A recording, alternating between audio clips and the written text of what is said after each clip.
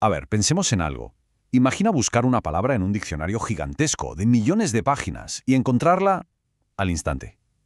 Pues eso no es magia, no, es informática pura y dura. Y la herramienta que hay detrás de ese truco se llama tabla hash. Hoy vamos a desvelar todos sus secretos. Y aquí está la pregunta del millón. ¿Es de verdad posible encontrar una aguja en un pajar de datos enorme sin tener que ir moviendo cada brizna de paja? Esa es la gran promesa de las tablas hash, y como vamos a ver, la respuesta es un sí rotundo.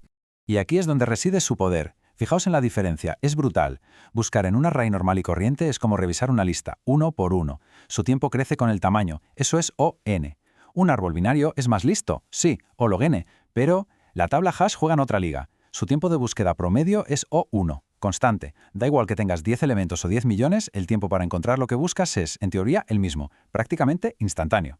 Vale, pero ¿cómo se consigue esta velocidad casi mágica? ¿Cuál es el truco? Bueno, pues el secreto está en su componente principal, la función hash. Pensemos en ello como un archivador mágico. En lugar de buscar por orden alfabético, coges la clave, que podría ser, por ejemplo, un nombre de usuario.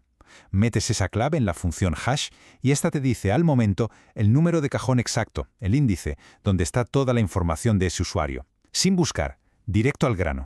El proceso es de una simpleza elegante. Se empieza con una clave. Se introduce en esa caja mágica, la función hash. Y esta función nos devuelve un número, un índice, que nos lleva directos a la ubicación de nuestros datos, sin rodeos. Acceso directo. Pero claro, no cualquier caja mágica nos sirve. Una buena función hash tiene que cumplir 4 reglas de oro. Tiene que ser determinista, o sea que la misma clave siempre dé el mismo resultado, tiene que ser rapidísima de calcular, tiene que esparcir los datos de manera uniforme, como un buen jardinero, y sobre todo, tiene que minimizar que 2 claves acaben en el mismo sitio. A esto último lo llamamos colisión. Y aquí llegamos al gran reto, el pero en toda esta historia de velocidad perfecta. Porque da igual lo buena que sea la función hash, las colisiones son, prácticamente inevitables. ¿Y qué es una colisión? Pues es muy fácil de entender. Imaginemos una función súper simple que calcula el resto de dividir un número por 10. Si le damos la clave 15, el resto es 5. El dato va al cajón número 5. Pero, ¿qué pasa si le damos la clave 25? Pues que el resto también es 5. Uy, 2 claves distintas quieren ocupar el mismo espacio. Eso, amigos, es una colisión. Y esto nos plantea un problema bastante evidente, ¿no? Tenemos 2 piezas de información que quieren ir al mismo sitio. ¿Cómo lo gestionamos para no perder datos por el camino? Por suerte, la gente que inventó esto era muy lista y hay estrategias muy ingeniosas para resolverlo. Vamos a ver las 2 principales. El primer enfoque se llama encadenamiento. Es como si en cada cajón del archivador, en lugar de un solo papel, tuvieras una cadenita de post-its. Si llegan 2 datos al mismo cajón, pues se cuelga el segundo del primero y listo, simple. El problema, si la cadena se hace muy larga, encontrar algo al final nos va a costar tiempo. El segundo enfoque es el direccionamiento abierto. Aquí la idea es, si tu sitio está ocupado, buscas el siguiente que esté libre, como cuando vas a aparcar el coche. Muy eficiente con la memoria, pero puede provocar atascos o clustering en algunas zonas. Y dentro de esta estrategia de buscar aparcamiento hay varios métodos. El sondeo lineal es el más básico.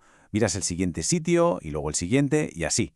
El sondeo cuadrático es un poco más sofisticado, da saltos cada vez más largos para huir de la zona congestionada.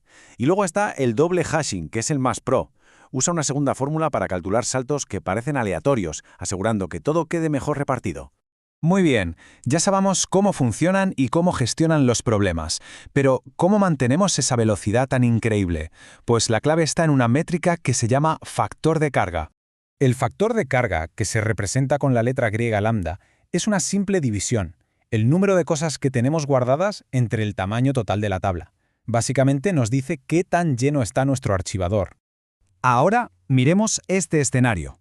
Un factor de carga de 0.9. Esto significa que nuestra tabla está al 90% de su capacidad. Esto es una señal de alarma en toda regla. Y aquí viene lo importante. Cuando el factor de carga supera cierto límite, que suele estar sobre el 0,7, la probabilidad de que haya colisiones se dispara. La tabla se vuelve lenta, torpe y pierde por completo su superpoder de lo de 1. La solución a esto se llama rehashing. Es literalmente como hacer una mudanza.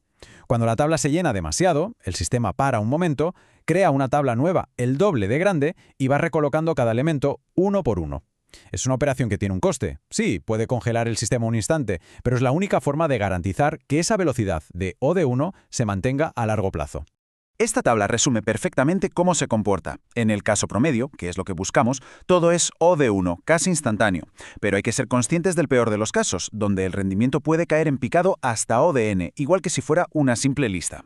Y claro, la pregunta es, ¿cómo es posible llegar a ese desastre? Pues pasa cuando se elige una mala función hash. Una que, por ejemplo, manda todos los elementos, o a casi todos, al mismo cajón. En ese momento, nuestra tabla hash se ha convertido en una lista enlazada larguísima, y para encontrar algo hay que recorrerla entera. La magia se ha esfumado. Hemos visto la teoría, pero lo más fascinante de todo es descubrir que esta estructura de datos está presente en nuestro día a día, en un montón de sitios que ni nos imaginamos. Están por todas partes. ¿Alguien que programe usa diccionarios en Python o hashmaps en Java? Pues está usando tablas hash. ¿Cómo creemos que las bases de datos encuentran un registro entre miles de millones en un abrir y cerrar de ojos, con índices basados en tablas hash? ¿Y las cachés que hacen que nuestras webs favoritas carguen al instante? Tablas hash. Son los auténticos héroes anónimos de la velocidad en el software que usamos cada día.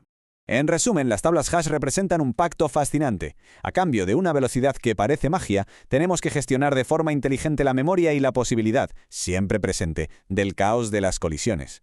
No son solo una estructura de datos, son una lección de ingeniería sobre el equilibrio entre potencia y complejidad.